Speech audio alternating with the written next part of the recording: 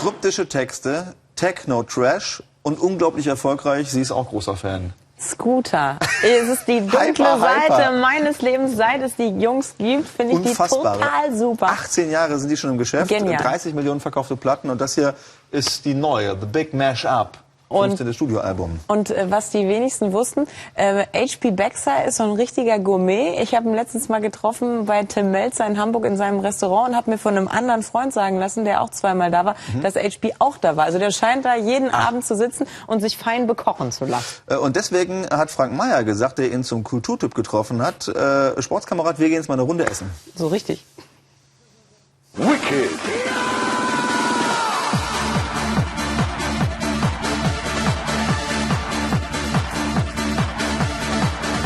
Mahlzeit.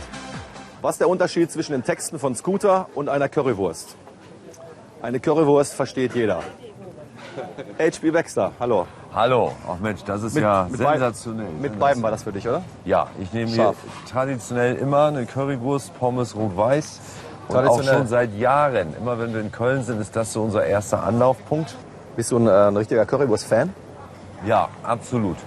Also ich finde, da lasse ich auch das beste 5-Sterne-Menü für stehen, wenn es eine gute Currywurst ist. Das ist mein Lieblingsessen. Wo gibt es die beste Currywurst in Deutschland? Finde ich also jetzt in Köln auf jeden Fall hier, dann in Hamburg Reeperbahn, Lucullus und Berlin Curry 136. Das sind die Top-Läden.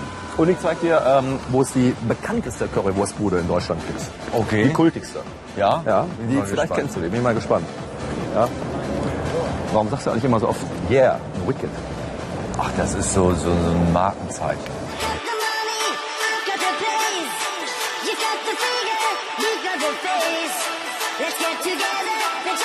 Weißt du, wo wir sind hier? Nee. Genau hier. Schon mal Tatort gesehen? Ja. Und? Klingelt's? Hier, Freddy Schenk, Max Ballauf.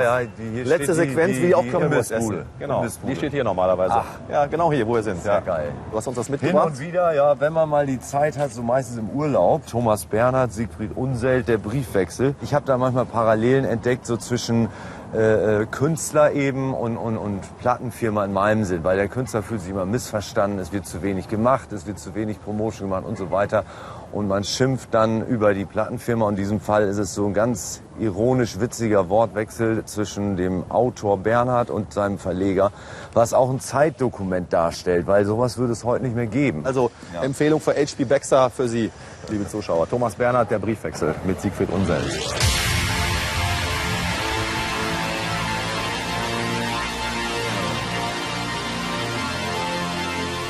Ihr seid ja nicht nur berühmt für euren Zusammenmixen der Musik, sondern auch für eure Lyrik, über die schon viel gesprochen und geschrieben wurde. Das war auch so eine Spontaneingebung über einen Bekannten in New York, der nicht isst, sondern nur trinkt. Und als Dana dann abends meinte, ich sage, ja, was ist mit David, der isst ja gar nicht. Und so, no, David doesn't eat. Und das klang so bedeutungsschwanger, dieser Ausspruch, dass ich dachte, das ist ein Songtitel. Ganz schön hoch hier, du, meine Herren. Dein CD-Tipp für die Morgenmagazin-Zuschauer ist aber das hier, Berlin Calling. Genau, das ein Soundtrack. Ist für mich so ein Meilenstein der elektronischen Musik. Also ich höre das unheimlich gerne von Paul Kalkbrenner. Der Film ist auch sehr zu empfehlen. Also handelt von dem fiktiven DJ Icarus, gespielt von Paul Kalkbrenner. Genau. Der dann wie auf Drogen abstürzt und dann in die Klapse eingeht. Also es gibt einen schönen Einblick so in diese ganze Musikszene, auch in Berlin von heute. Und irgendwie hatte ich danach Bock, eigentlich direkt nach Berlin zu ziehen.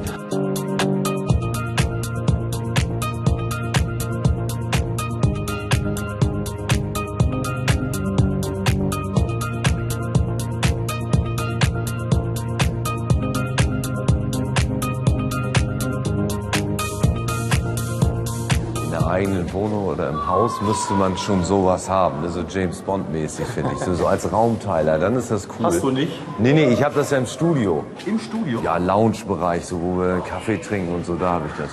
Und wenn man sich das hier anguckt, diese Ruhe, die diese Fische ausstrahlen, hat ja schon was Meditatives und ist aber der komplette Gegensatz zu dem, was bei Scooter auf der Bühne passiert, wo alles Bang macht, alles explodiert und kracht und dampft. Was liegt dir das nicht näher mittlerweile in dem Alter von, wie alt bist du, 45? Ja, nee, aber das ist, finde ich, immer so der Gegensatz, der das Leben ausmacht, was es spannend macht. Und Also diese Bühnenshow, die brauche ich einfach. Also ich glaube, das hört auch nie auf. So, wenn man rauskommt, die Leute toben, der Sound stimmt und das ist so eine Sache, wenn man das einmal erlebt hat, will man das immer wieder haben. Also Scooter Forever, The Big Mashup heißt das neue Album. Buch und CD gab es als Tipp noch gratis dazu. Danke dir, HP. Alles klar.